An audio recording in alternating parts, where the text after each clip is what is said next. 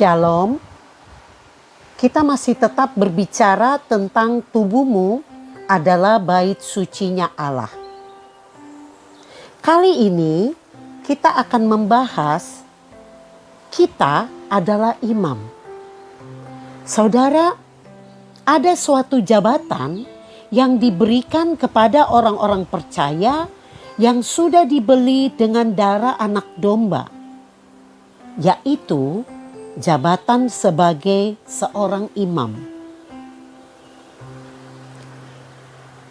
Rencana Allah semula untuk menjadikan kedua belah suku Israel sebagai imam-imam yang ditugaskan melayani kehendak Allah.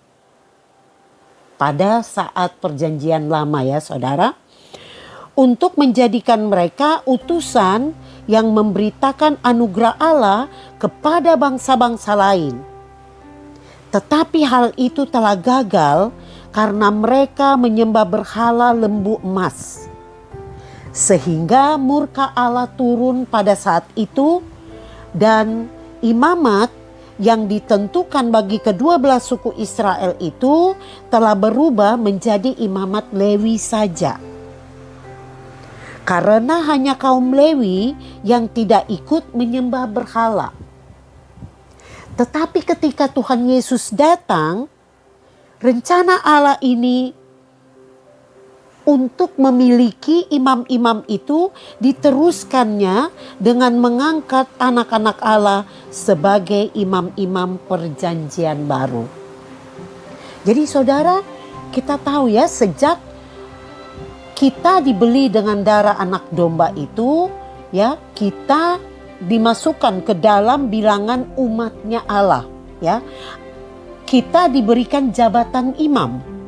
Jadi kita adalah imam perjanjian baru yang berlangsung menjadi imam di dalam bait sucinya Allah, yaitu tubuh kita sendiri. Ya saudara, sekarang tentu saja tubuh kita ini bukan punya kita sendiri, tetapi milik Dia. Ya, jadi kita mengerti sekarang bahwa kita harus menjaga aktivitas dari tubuh kita selalu kudus di hadapan hadirat Tuhan, karena tubuh kita bukan milik kita lagi, tetapi menjadi rumahnya Tuhan. Kita harus memelihara bait sucinya tetap kudus, tahir dari semua kenajisan dunia, dan ada roti sajian, yaitu firman yang baru setiap hari. Ya saudara ya, jadi harus ada roti sajian. Kita lihat ayatnya ya. Keluaran 19 ayat 5 sampai 6. Dikatakan begini. Jadi sekarang jika kamu sungguh-sungguh mendengarkan firman-Ku dan berpegang pada perjanjian-Ku, maka kamu akan menjadi harta kesayangan-Ku sendiri dari antara segala bangsa. Sebab Akulah yang empunya seluruh bumi. Kamu akan menjadi bangsa-Ku, kerajaan imam dan bangsa yang kudus. Inilah semua firman yang harus kau katakan kepada orang Israel. Ya, saudara, dikatakan jika kamu sungguh-sungguh mendengar firman-Ku, jadi Allah mengharapkan ketaatan orang Israel pada waktu itu untuk mewujudkan rencananya untuk menjadikan mereka harta kesayangan Allah. Dan mereka menjadi kerajaan imam dan bangsa yang kudus. Perjanjian ini menjadikan bangsa Israel bangsa terpilih, bangsa yang kudus.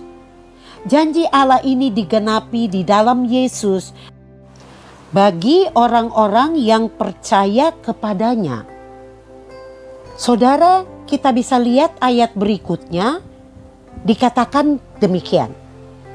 1 Petrus 2 ayat 9. Tetapi kamulah bangsa yang terpilih, imamat yang rajani, bangsa yang kudus, umat Allah sendiri, supaya kamu memberitakan perbuatan-perbuatan yang besar dari Dia yang telah memanggil kamu keluar dari kegelapan kepada terangnya yang ajaib. Kamu yang dahulu bukan umat Allah, tetapi sekarang telah menjadi umat-Nya. Yang dahulu tidak dikasihani, tetapi sekarang telah beroleh belas kasihan. Ya, saudara, jadi dikatakan seperti itu bahwa kita ini adalah imam-imam. Imam-imam yang berkerajaan. Artinya apa? Kita pelayan-pelayannya Tuhan. Kita menjadi pelayan yang mempersembahkan tubuh kita kepada Tuhan, menjadi alat-alatnya Tuhan. Jadi orang percaya dipisahkan dari dunia supaya mereka menjadi miliknya Allah sepenuhnya. Oleh sebab itu, kita harus menjaga diri kita supaya selalu kudus agar dapat memberitakan Injil keselamatan demi kemuliaan dan kebesaran Tuhan sebagai iman yang berkerajaan, bangsa yang kudus yang keluar dari kegelapan, yang membangun suatu rumah rohani yang dibangun oleh Allah sendiri, yaitu tubuh kita. Ya saudara ya, jadi disinilah kita mengerti bahwa kita itu adalah imam di dalam menjadi pelayan-pelayan Allah, imam-imamnya Allah. Kita lihat ayat berikutnya, Keluaran 25 ayat 30. Dikatakan demikian, dan haruslah engkau tetap meletakkan roti sajian di atas meja itu di hadapanku. Apa yang dimaksud dengan roti sajian, saudara? Roti sajian ini melambangkan kehadiran Allah di dalam diri kita. Dan roti itu merujuk kepada tubuh Kristus. Roti itu adalah roti hidup, yaitu firman itu sendiri. Jadi roti yang ada di meja sajian itu adalah firman Tuhan. Saudara tahu bahwa firman Tuhan itu adalah makanan. Kenapa dikatakan makanan? Makanan bagi tubuh roh kita. Ketika kita membaca firman Tuhan, tubuh kita itu bertumbuh. Ketika kita membaca firman Tuhan, dari waktu ke waktu, roh kita mulai dewasa. Ya saudara, jadi firman itu adalah makanan bagi tubuh, bagi roh kita. Ya saudara, makanan bagi roh kita. Sehingga ada pertumbuhan di dalam roh kita. Kita lihat ayat berikutnya, Bilangan 4 ayat 7. Dikatakan demikian, lagi pula di atas meja roti sajian, mereka harus membentangkan sehelai kain ungu tua, dan di atasnya mereka harus meletakkan pinggan, cawan, piala, dan kendi korban curahan, yaitu roti sajian yang harus tetap ada di atasnya. Ya saudara ya, jadi ini dilakukan di dalam bait suci pada masa perjanjian lama ya saudara. Jadi meja roti sajian yaitu meja kehadiran Tuhan. Jadi kendi korban curahan adalah kendi yang disediakan untuk korban curahan yang dituang, dan roti sajian dinamakan juga roti kehadiran yang diletakkan di hadapan Tuhan. Inilah tugas imam-imam yang melayani di kemah suci di hadapan Allah pada waktu itu. Ya saudara ya, jadi kita ini adalah imam-imam yang berkerajaan ya saudara.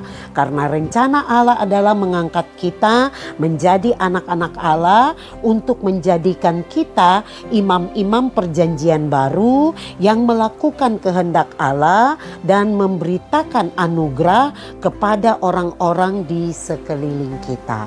Ya saudara, jadi disinilah kita mengerti bahwa kita ini tubuh kita ini adalah baitnya Allah, tempat di mana Allah tinggal, tempat di mana Allah berdiam, tempat di mana Allah ada, sehingga tubuh ini harus dijaga.